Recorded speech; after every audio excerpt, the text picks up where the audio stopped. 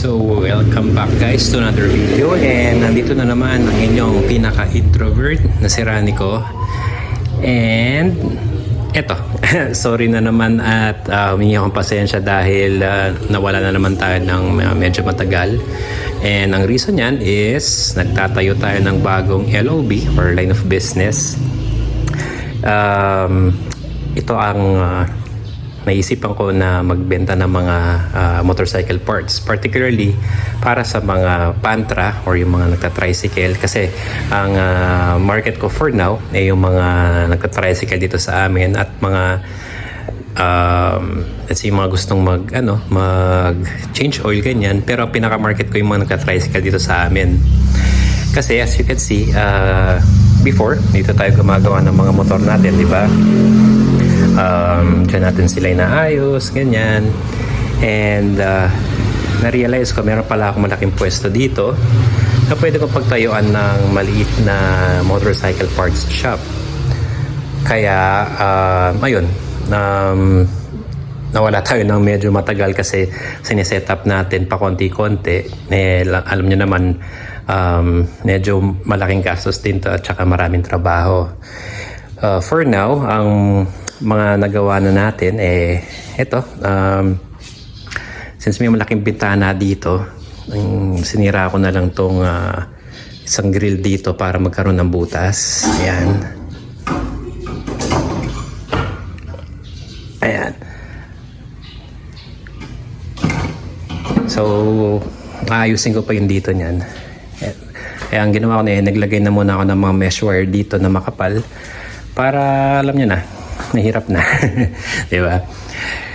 So ito, meron tayong stante dito para sa dito natin nalagay mga pyesa or dito. Ganyan. And mag-offer din tayo ng mga battery charging. Yan ko, nakikita nyo, medyo madilim. So may battery charging, ganyan. Kung gusto nyo magpa-charge na battery, since may charger naman tayo dito, i-offer natin yun sa kanila. So ang pinaka marami ko nabili for now, hindi pa actually kompleto, mga engine oils. Ayan. So yung Shell Advance na mga langis, Caltex, and Tutti. Yan. Meron din tayong mga brake shoes, mga gulong, and other accessories. Yan. Mga bombilya. And ito yung mga gulong. Ito pa lang yung nabibili ko for now, pero plano kong pag medyo natapos na yung pwesto na to, makakapag-focus tayo sa pagbili ng mga parts. Mga gulong medyo pricey din kasi, kaya pakonti-konti natin siya binibili, pero once na natapos ko nitong pwestuhan dito, ayun, makakapag-focus na ako sa pagbibili ng mga gulong, additional oil, engine oil, mga batteries, and other things.